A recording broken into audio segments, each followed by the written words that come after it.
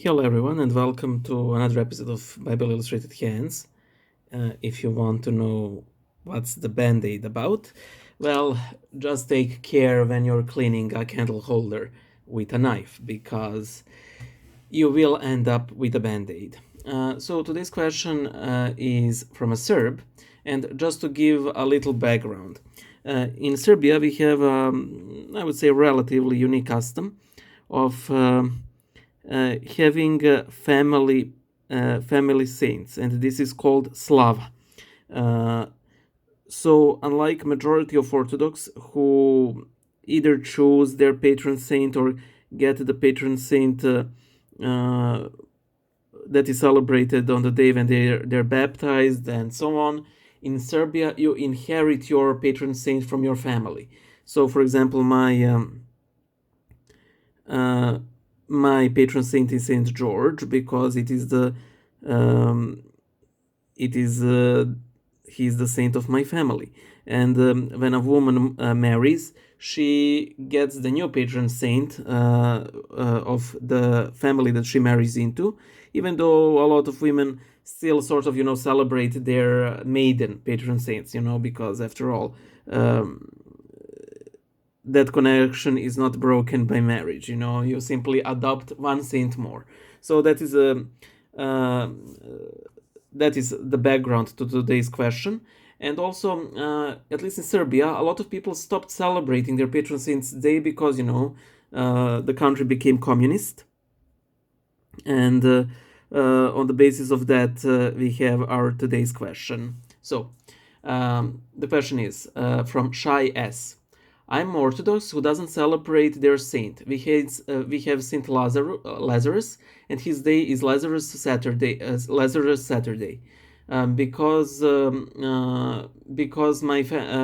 we don't celebrate our saint because my family and my grandfather are against it.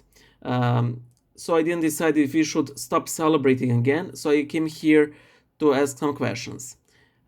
First, is it a sin? If it is, how big of a sin that is?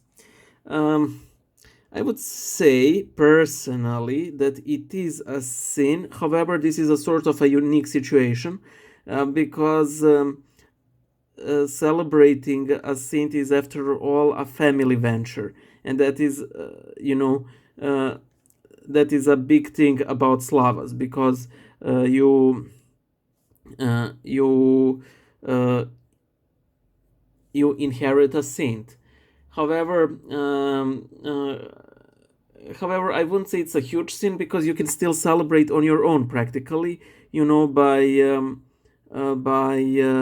simply taking wheat and cake, that is kolach and žito,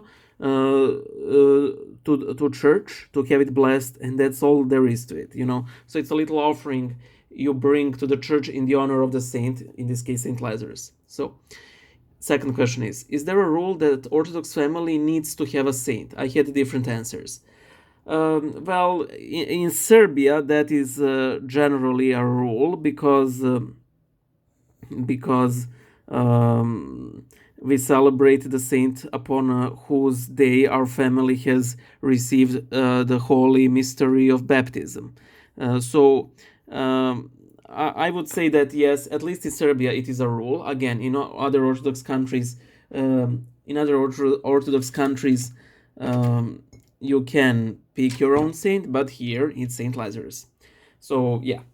I remember your video about God's message to us and praying through the saint to the Holy Spirit. So is this a big problem? Well, you don't absolutely require a saint in order, to uh, in order for him to pray for you. By the way, you can pray to Saint Lazarus every day. You don't need to celebrate Slava or Patron Saint Day in order, uh, in order to secure his intercession. However, I would strive to convince your family uh, that they restart this celebration. But if they don't want to, maybe you could do it yourself and simply hope that over time the flame reignites. is if family decided to start celebrating again, do we need to pick Saint Lazarus or someone else? Well, you would have to celebrate Saint Lazarus because, again, he's your connection with your ancestors. Again, you guys accepted Christianity in ages past on Lazarus Saturday, and that is why it needs to be respected. Now, I think I know why you might be asking this, and that is because Lazarus Saturday always falls during Lent. That means you have to eat Lenten food, and maybe you would like some saint, whose day falls on some other day. But still, go for Saint Lazarus, and I think that when we celebrate. When we celebrate with Lenten food, with food that you can eat during the fast, that saints richly bless us. I'm certain of it.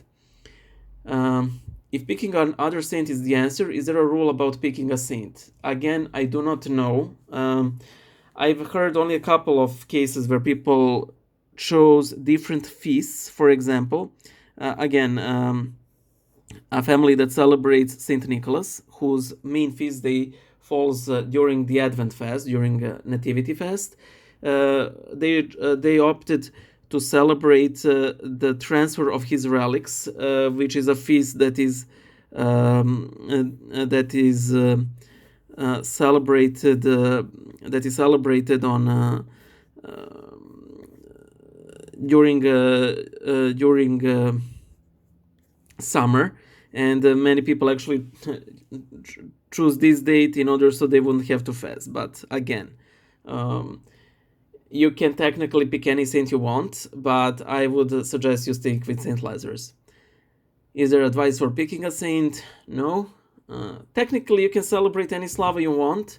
I know a girl who celebrates Saint John Chrysostom along with her main Slava, because on the day of Saint John Chrysostom, there was a huge fire that broke out in her family's apartment.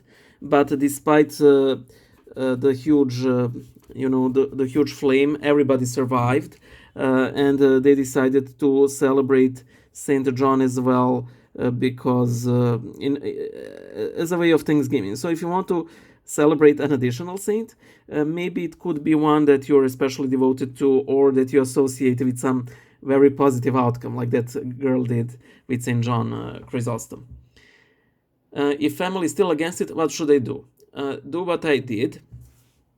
Tell your family. Again, I don't know how much they're against it. And they may even oppose this what I say. So just decide what do you think that would cause the best reaction. Tell them, hey guys, I will bring a loaf of bread and wheat to church to have it blessed. We don't have to celebrate at home, but if you want, let us, share that bread and wheat when I bring it back home. And if you do this for a couple of years, I wouldn't be surprised if they decide to restart the celebration. And if they say, but I did not decide to celebrate a saint, that is the grandfather or father, then you simply say, yeah, but I'm the first in line who decides that I want to celebrate a saint, and the head of the family, cannot go against God and Saint Lazarus. That is at least what I did. Of course, this is your family. You may, expect a different reaction. So, use some God-given discernment. As for this verse, this is from Exodus. From Deuteronomy, where God warns that those who do not obey the law of God given on Mount Sinai, that all the plagues of Egypt that came upon the Egyptians shall also fall upon the nation of Israel, upon the Jews, if they disobey the law of God. So this is one particularly unlucky individual who gets to suffer all the plagues at once, which is not the best way to spend your weekend. Bye!